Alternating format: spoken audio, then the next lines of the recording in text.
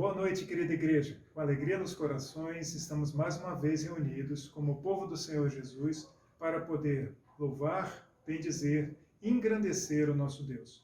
No Salmo 90, versos 1 e 2, a palavra nos diz: Senhor, Tu tens sido nosso refúgio de geração em geração.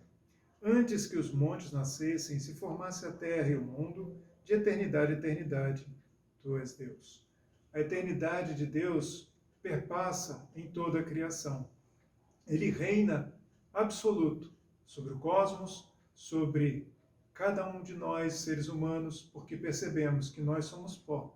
Mas na medida em que confiamos e nos refugiamos em Deus, esta grandiosidade do nosso Deus se revela no seu amor, na cruz do Calvário, através de Cristo Jesus. Com certeza, temos oportunidade nesta noite de bendizer a esse Deus maravilhoso. Louvado seja o nome do Senhor.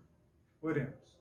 Querido Deus, mais uma vez nos colocamos humildemente diante da Tua presença, te suplicando ao Senhor que Tu atendas com a Tua misericórdia, com a Tua infinita bondade, com o Teu infinito amor, as nossas petições, e aceites a nossa adoração. Sabemos, Senhor, que somos imperfeitos como seres humanos, mas cremos que Tu, mesmo sendo o Altíssimo, se internece por nós, de modo que nos oferece a graça e a salvação em Cristo Jesus. Por isso estamos alegres. Estamos contentes, Senhor, de poder Te louvar e bendizer nesta noite. Seja, Senhor, gracioso para conosco e que o Teu Espírito fale aos nossos corações nesta oportunidade tão feliz de render honra, glória e louvor à Tua augusta pessoa. Nós Te pedimos e agradecemos em nome de Jesus. Amém.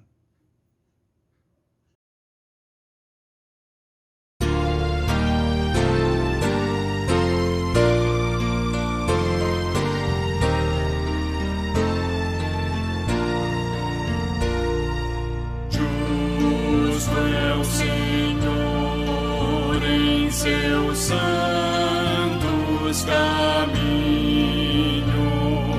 benigno em todas as suas obras, perto está o Senhor, perto está dos que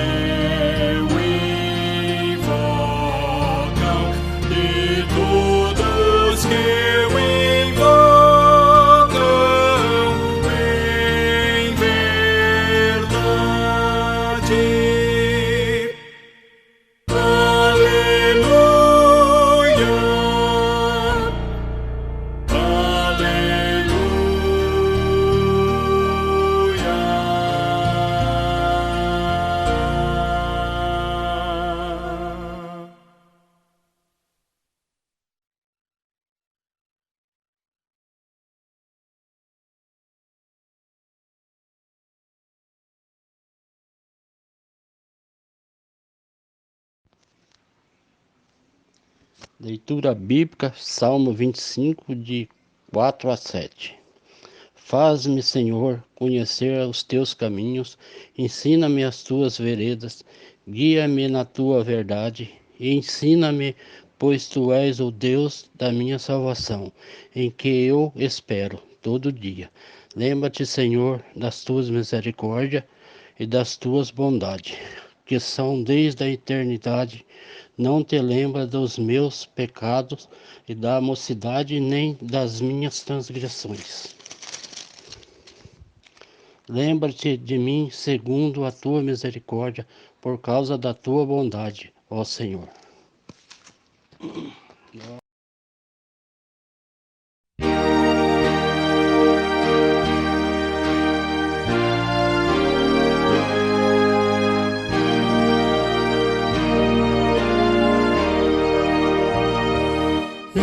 Espírito do eterno Deus, opera em nós. Espírito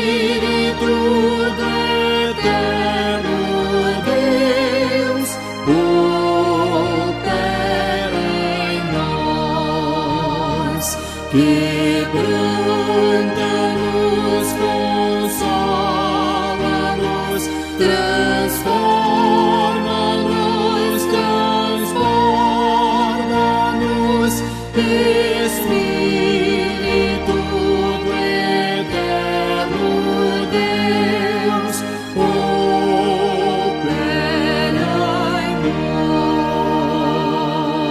nós. Amém.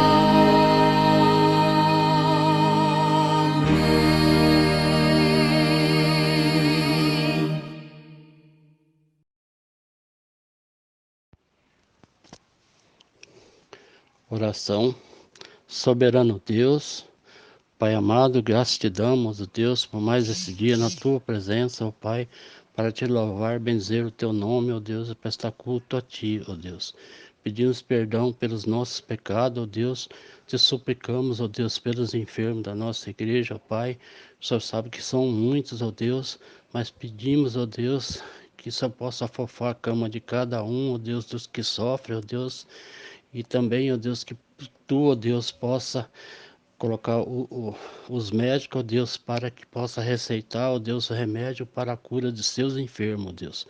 Eu queria pedir também em especial, ó Deus, pelo Ailton, pelo pai da Thalita, ó Deus, pela enfermidade que ele está sofrendo, ó Deus, que também, ó Pai, possa, ó Deus, a medicação fazer o efeito necessário, ó Deus, para a cura do seu enfermo, ó Deus.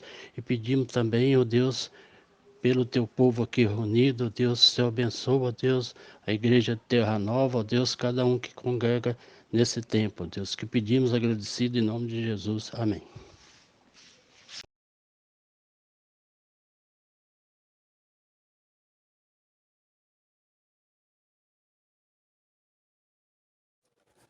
Salmo 135, do 1 ao 3. Aleluia! Louvai o nome do Senhor, louvai os servos do Senhor. Vós que assistis na casa do Senhor, nos átrios da casa do nosso Deus, louvai ao Senhor, porque o Senhor é bom. Cantai louvores ao seu nome, porque é agradável.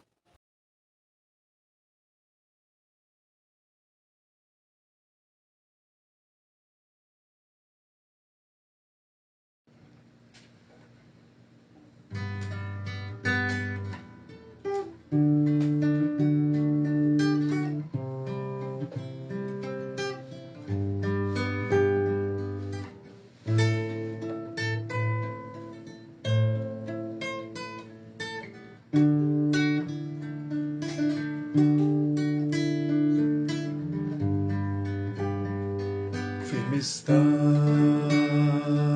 meu coração, ó Deus, cantarei, entoarei louvores de toda a minha alma. Firme está o meu coração, ó Deus, cantarei, entoarei louvores de toda a minha alma.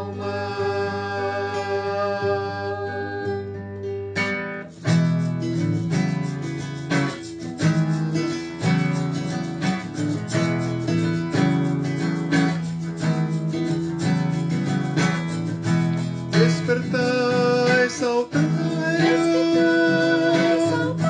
despertai, ó harpa,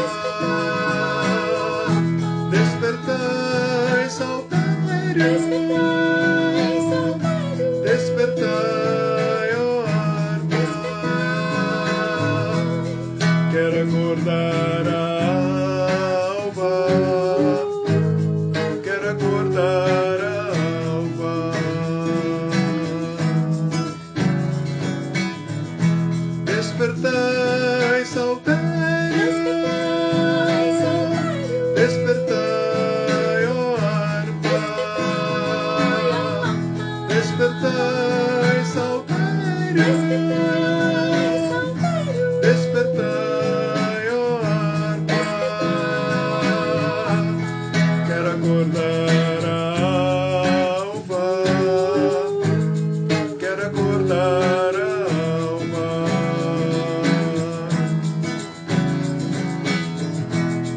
quero acordar a alma, quero acordar a alma.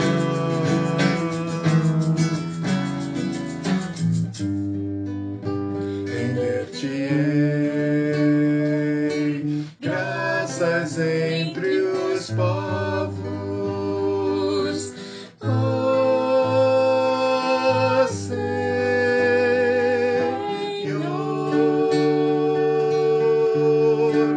cantar-te-ei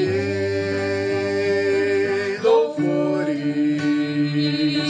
entre as nações.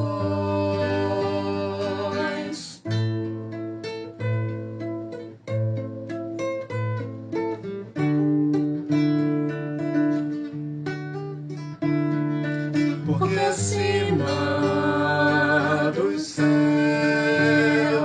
se eleva a tua misericórdia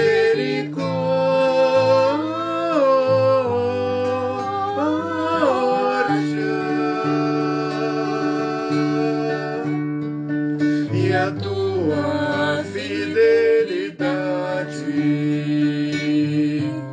para além das nuvens, para além das nuvens, para além.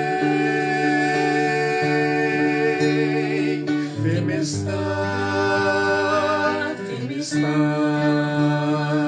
o meu coração, ó Deus.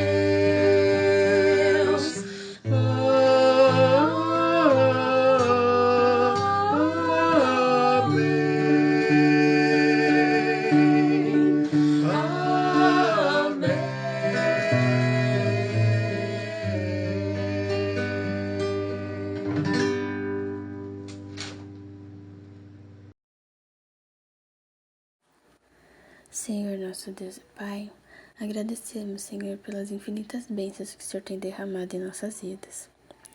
E neste momento, ó Deus de louvor, que o Senhor possa aceitá-los, ó Pai, no seu trono de glória. E que cada coisa, ó Pai, que possamos fazer seja de acordo com a Tua vontade e que seja para a Tua honra e para a Tua glória. Também venho te pedir, ó Deus, misericórdia. Misericórdia, ó Deus, para o Teu povo. Misericórdia, Senhor, para esta nação. E misericórdia também, ó Deus, para os enfermos. Aqueles que estão tanto, Senhor, com enfermidade na alma, como, Senhor, fisicamente. Que se for de acordo, Senhor, da Tua vontade, que tudo possa ocorrer, ó Pai, tanto a cura, e que as coisas difíceis, ó Pai, que passamos neste país, neste mundo, que o Senhor possa nos ajudar, ó Pai, a enfrentá-las. Também venho te pedir, Senhor, pela vida do pastor, que o Senhor esteja, ó Pai, com ele neste momento da edificação, que tudo que for falado, ó Pai, ouvido, seja para a Tua honra e para a Tua glória, e também que seja tudo de acordo com o Teu querer. Que possamos, Senhor, sair daqui edificados e que possamos, Senhor, sempre estar com nossas mentes e nossos corações voltados para Ti. Isso que eu te peço, ó Deus, e agradeço por tudo que o Senhor tem feito por nós. Em nome do Senhor Jesus Cristo. Amém.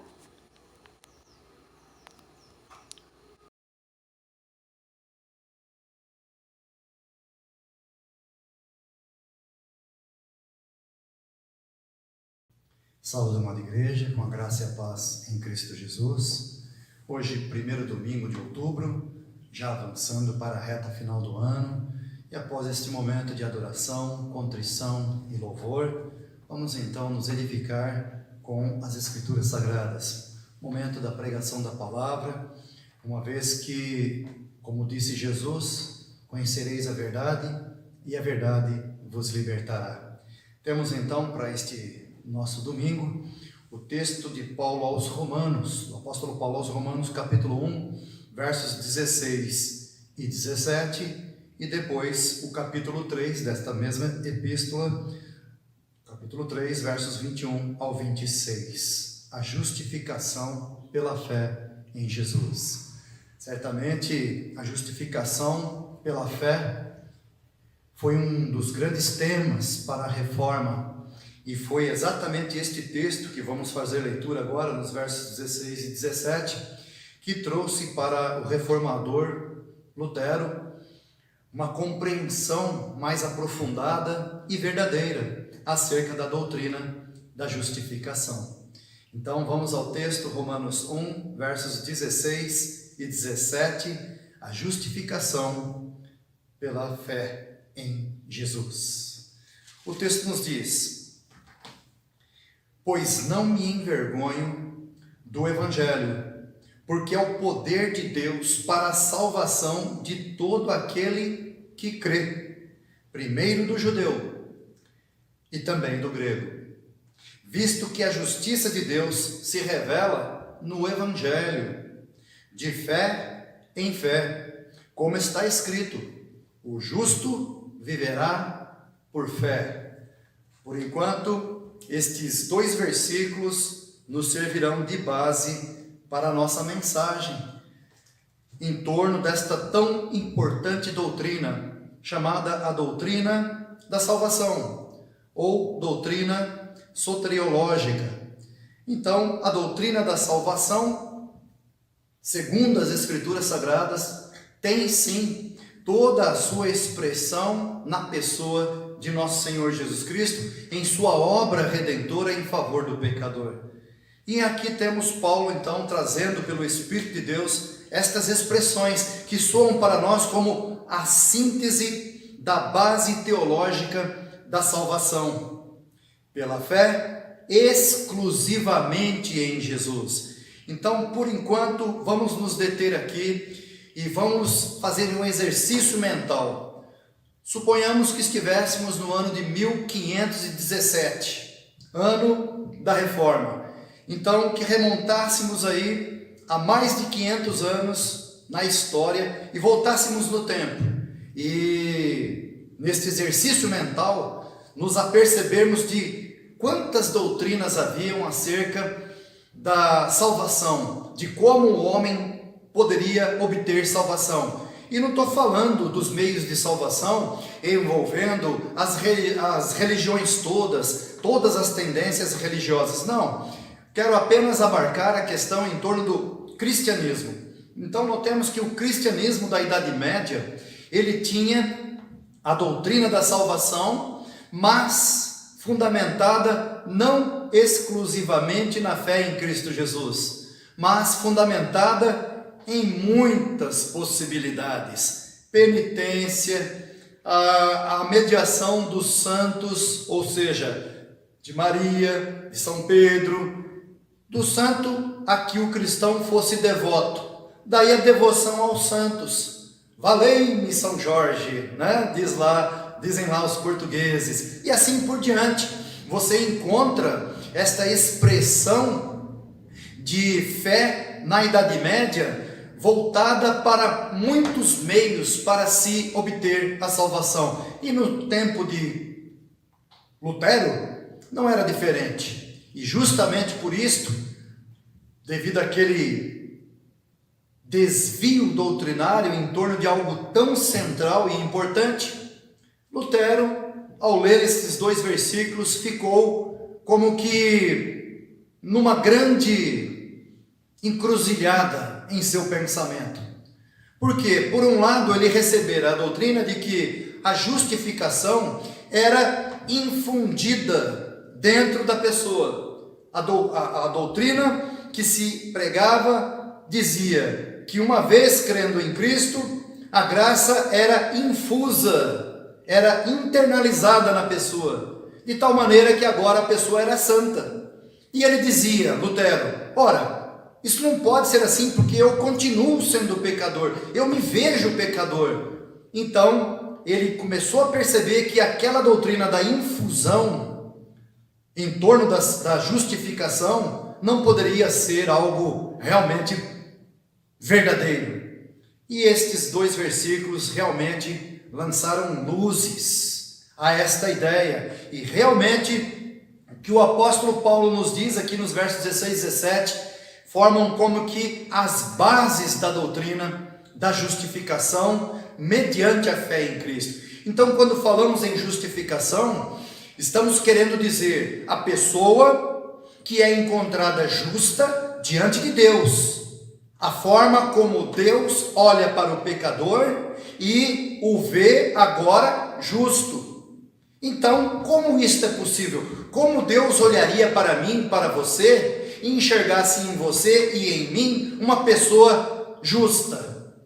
O justo viverá pela fé. Então, é pela fé que nós recebemos gratuitamente de Deus esta atribuição. Então, a justiça é por Deus a nós atribuída, e não uma justiça que venha para dentro de nós, tornando-nos impecáveis. Não, mas a justiça atribuída. Por isso, então, esses versículos 16 e 17 formam como que uma síntese da base teológica da salvação pela fé exclusivamente em Jesus. Então, nos dias da Idade Média, ou no tempo de Martinho Lutero, nos anos de 1500, era muito comum as muitas, mas centenas de figuras simbólicas em torno da cristandade, para as quais se atribuía algum meio de graça para a salvação.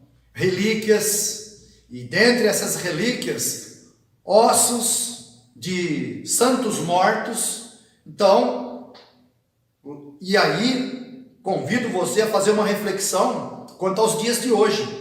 Então, lá na Idade Média, colecionava-se ossos. Então, esse osso aqui, essa tíbia, pertenceu a São Pedro. E quanto vale? Vale tanto, mas para você que é um fiel cristão, portanto você leva. Isso aqui será bênção na sua casa, porque o teu dinheiro despendido para a compra de tão importante relíquia não só abençoará a tua vida, mas também a vida da Santa Igreja. Então, neste comércio de relíquias, tal como Lutero mesmo mais tarde vai brincar, do que havia se vendido de lasca da Arca de Noé, ou da lasca da cruz de Cristo, melhor dizendo, dava para se construir a Arca de Noé. Veja como era então a forma de exploração da fé lá na Idade Média, e a gente faz uma ponte na história e a gente enxerga hoje os mesmos erros sendo repetidos, mas agora com uma roupagem evangélica, o que é muito mais grave, com a roupagem do evangelicalismo brasileiro. Isso é muito triste. Voltemos a Lutero, voltemos a Paulo, voltemos às Escrituras Sagradas e o que elas nos dizem: pois não me envergonhe do Evangelho, porque é o poder de Deus para a salvação de todo aquele que crê. Aí tem uma questão de primazia, que é o povo judeu. Primazia, mas não exclusividade. O povo judeu tem sim a primazia. A salvação vem dos judeus. Jesus era judeu, mas a salvação primeiro do judeu, e também do grego, e também dos gentios, e também para todas as demais nações.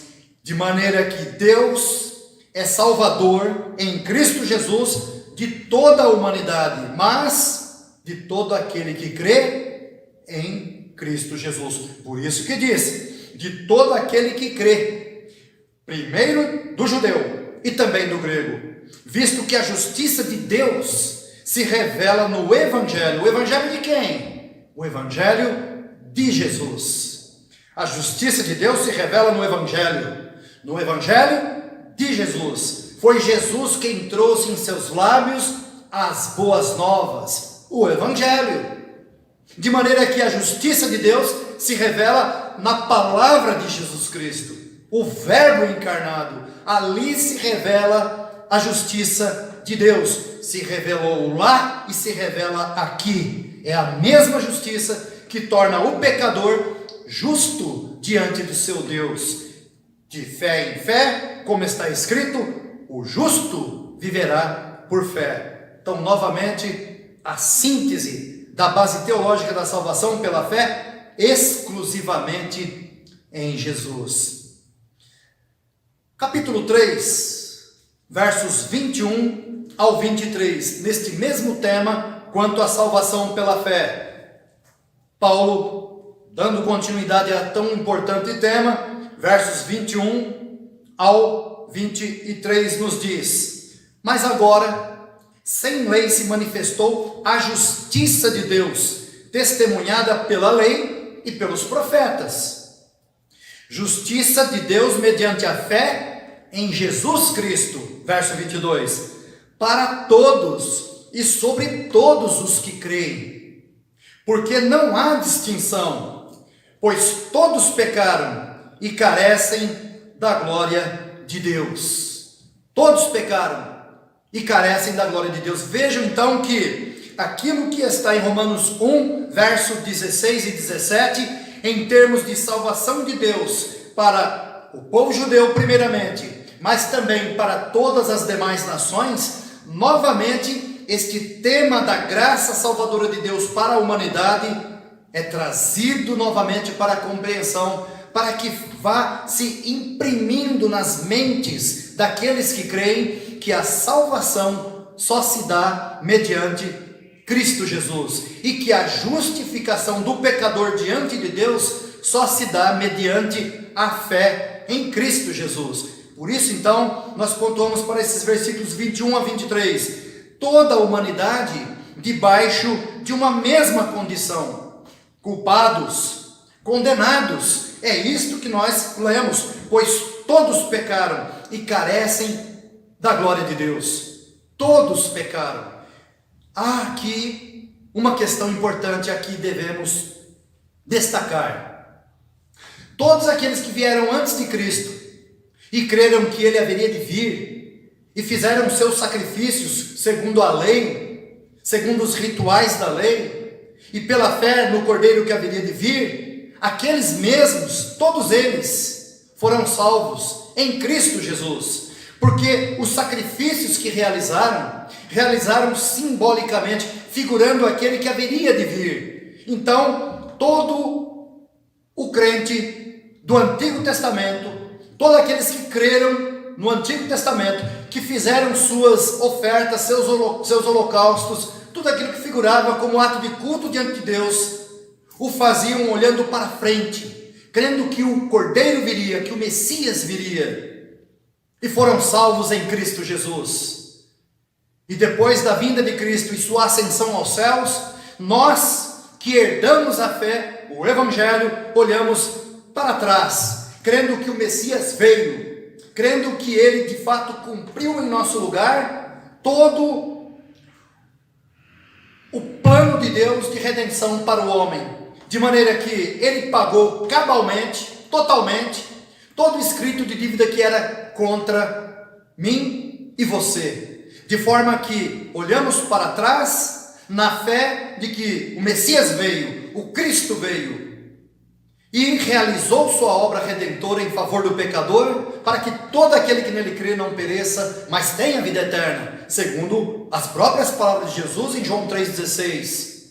Entretanto, quando nós olhamos para estes versículos 21 ao 23, o que mais se realça é esta questão da justiça de Deus.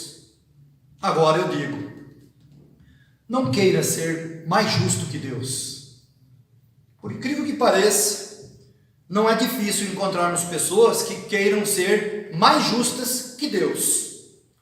Não fosse esta pretensão, você não encontraria tantas seitas inclusive judaizantes, seitas exclusivistas, que pensam que Jesus é só deles, ou que a salvação é só deles, e que a salvação só se dá mediante a obediência daquilo que seus fundadores humanos colocaram como doutrina para seu rebanho, de maneira que eles se colocam como que porta-vozes de Deus, e se acham mais justos que Deus, porque ou você se converte àquela seita, ou Ele te olha e diz, você está condenado, porque só a minha denominação oferece a verdadeira salvação, o que pela expressão em si já é uma afronta e uma grande mentira. Mas não é difícil encontrar seitas, as quais figuram como pessoas de certa piedade, mas quando confrontamos com as Escrituras Sagradas, elas são na verdade arrogantes e querem ser mais justas que Deus. Vou dar um exemplo. Abordando um destes que querem ser mais justos que Deus, falei a respeito do dízimo. E ele diz assim, não, mas não é justo que uma pessoa que ganha um salário mínimo dê dízimo Aí eu falei engraçado, você quer ser mais justo que Deus?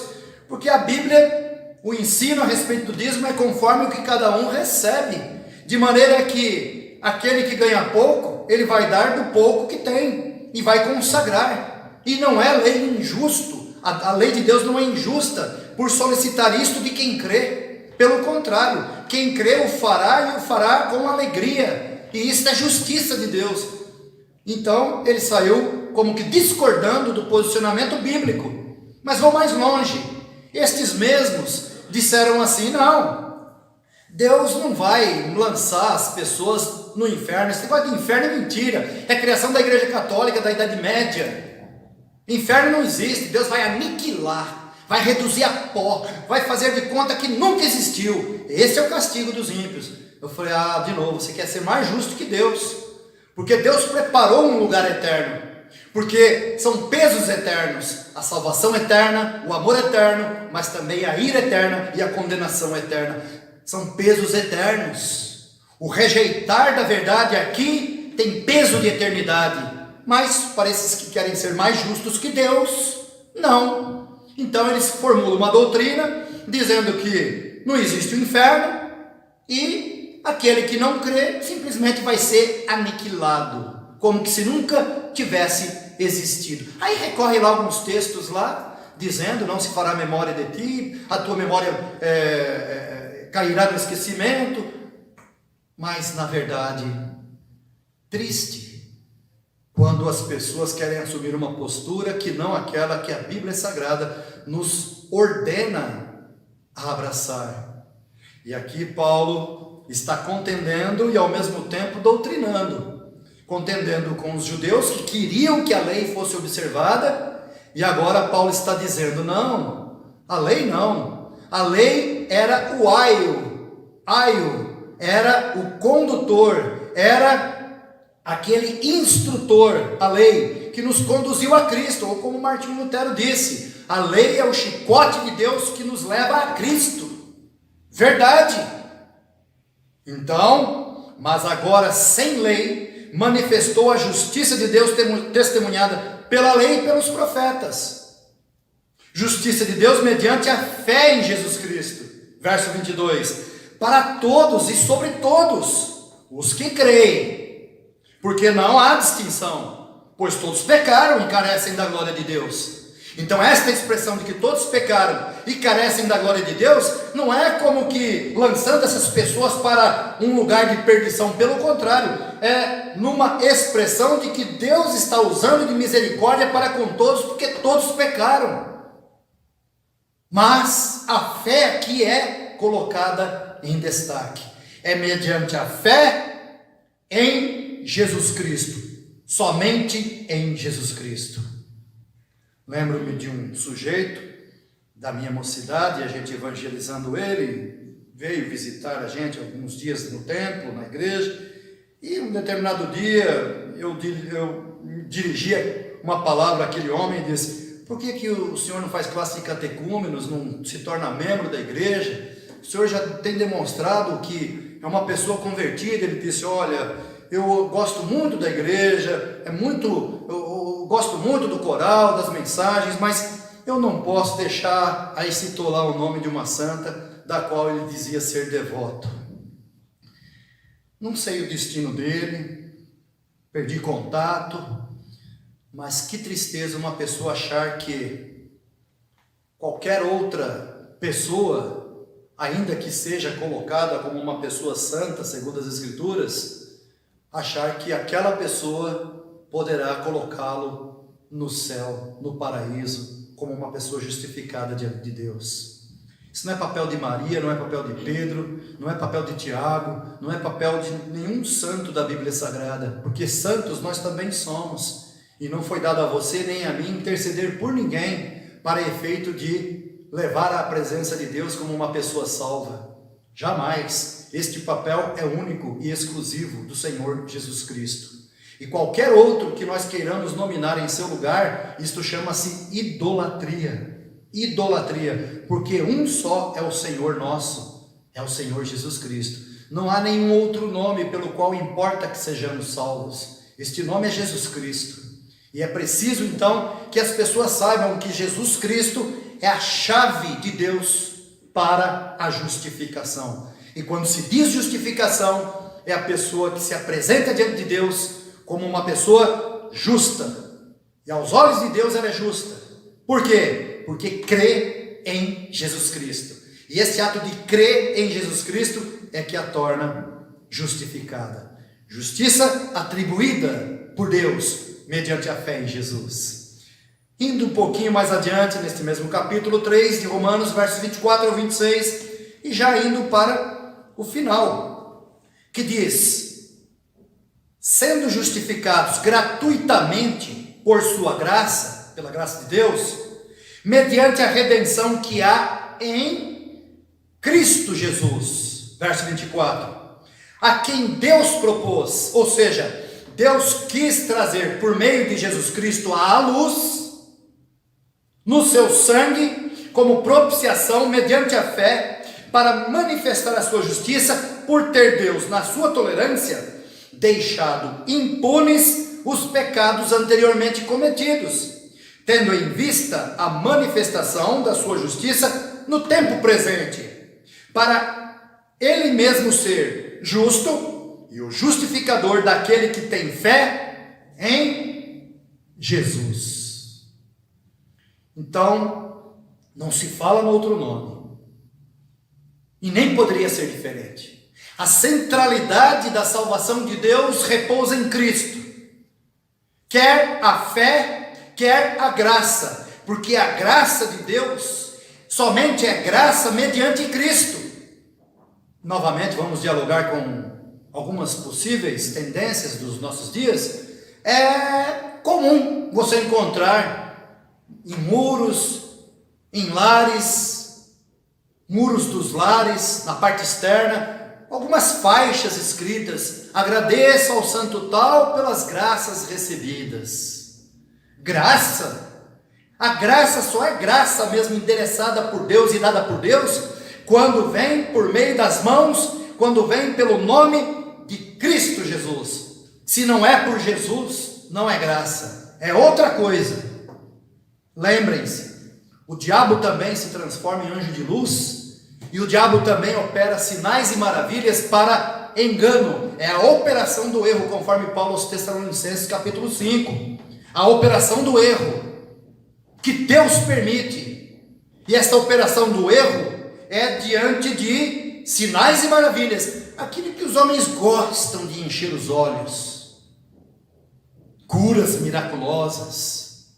Não, a graça só é graça se vir pela fé em Jesus Cristo. A graça só é graça se a justificação for mediante Jesus Cristo. A centralidade toda dos atos salvíficos de Deus, de amparo, de proteção, de bênçãos, de toda sorte de bênçãos, somente por meio da fé em Jesus Cristo. Por isso, então, vale a pena ler novamente os versos 24 ao 26.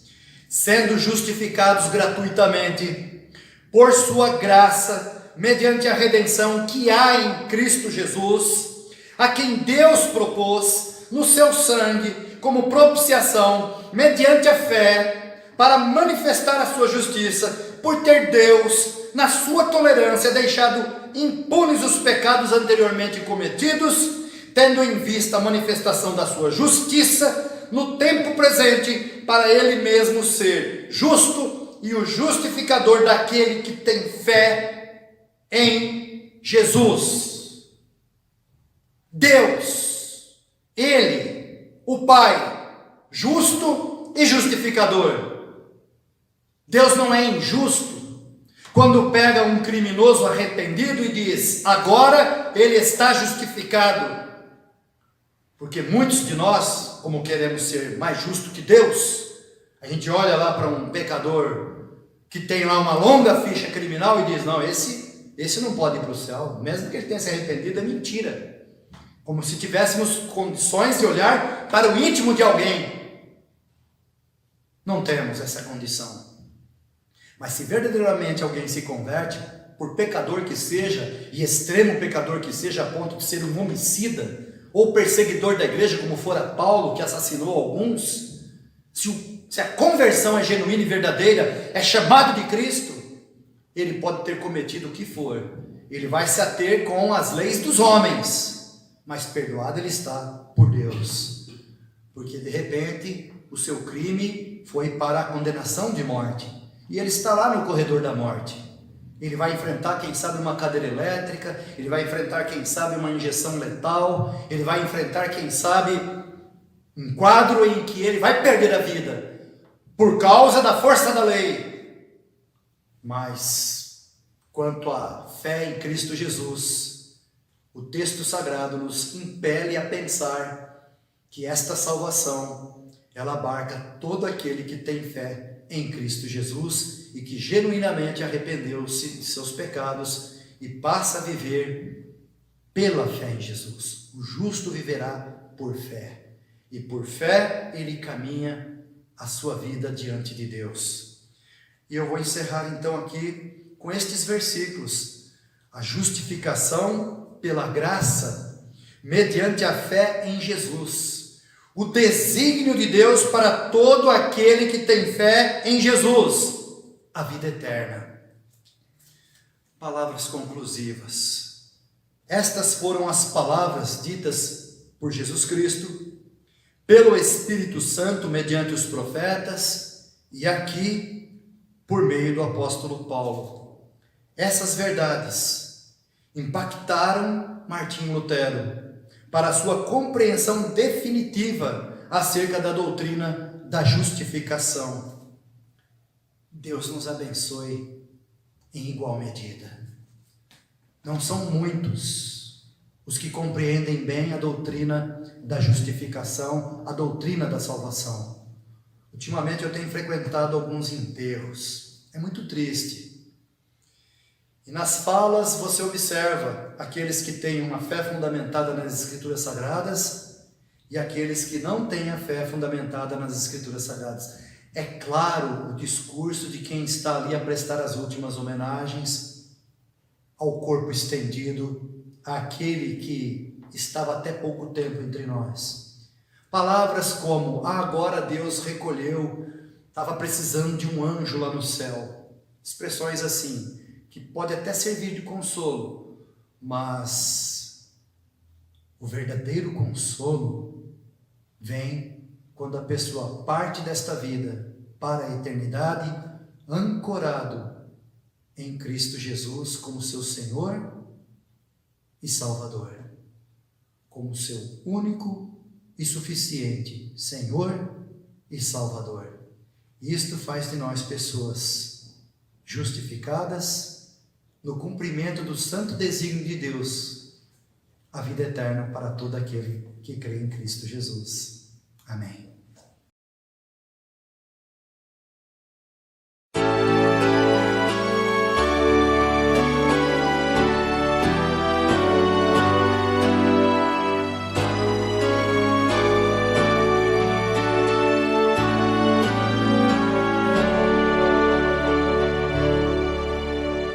Tu és fiel, Senhor, ó Pai celeste,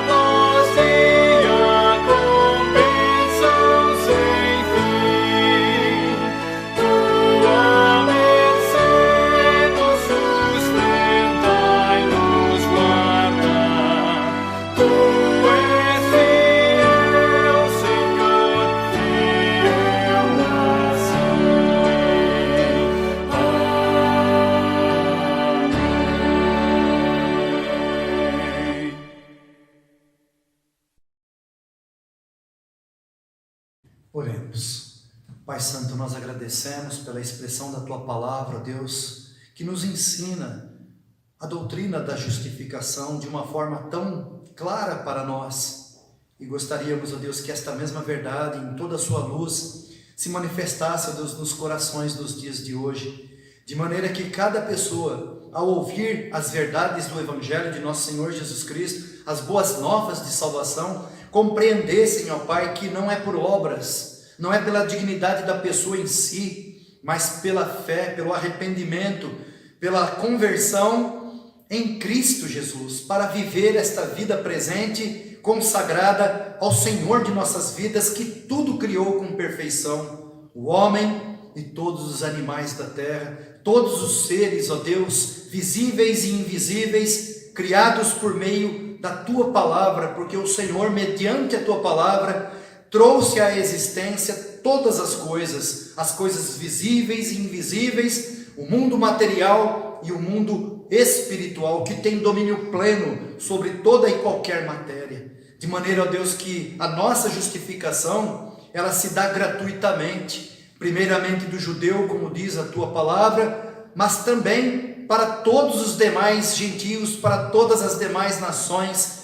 porque o Senhor Jesus Cristo é o único mediador entre o homem e o Senhor. E assim, ó Pai, rogamos a Tua luz, a Tua graça, as Tuas misericórdias sobre a presente geração, que embora muitas vezes de Bíblia na mão, tem negligenciado, ó Deus, esta doutrina tão importante para as nossas vidas e para a vida da igreja, para que não haja entre nós, ó Deus, pessoas equivocadas, enganadas quanto à sua própria fé, mas que exerçam, ó Deus, a verdadeira fé, em cumprimento, ó Deus, da Tua vontade, levando, ó Deus, cada um ao pleno conhecimento de Cristo Jesus e seus propósitos para com as nossas vidas, e em especial para a vida da igreja, que é a noiva do Cordeiro. Ó Deus Santo, dá-nos uma semana abençoada, dá-nos, ó Deus, viver tranquilamente diante de Ti, abençoa as famílias, ó Deus, da igreja, e as famílias por quem temos intercedido, para que a Tua graça, ó Deus, seja abundante nos corações e nas vidas, ó Deus, haja arrependimento e conversão e novidade de vida. Tenha misericórdia do nosso país, abençoa, ó Deus, o projeto e o plano de vacinação que vem se estendendo a cada dia, para que tenhamos mais e mais condições de realizar a obra do Senhor sem nenhum impedimento, ó Pai. Rogamos as Tuas misericórdias, pedimos perdão pelos nossos pecados, e que o culto que ora oferecemos venha, ó Deus, ser aprovado pelo Senhor, e que suba diante da Tua santa presença como um aroma que Te agrada, como um perfume que Te agrada. Oramos em nome de Jesus, nosso Senhor. Amém. Agora, irmãos, que a graça de nosso Senhor Jesus Cristo, que o amor de Deus, o nosso Pai, que as ricas e eternas consolações, bem como a divina instrução do Espírito Santo de Deus, sejam sobre vós, povo amado e querido do Senhor, aqui de todo lugar, agora e sempre. Amém.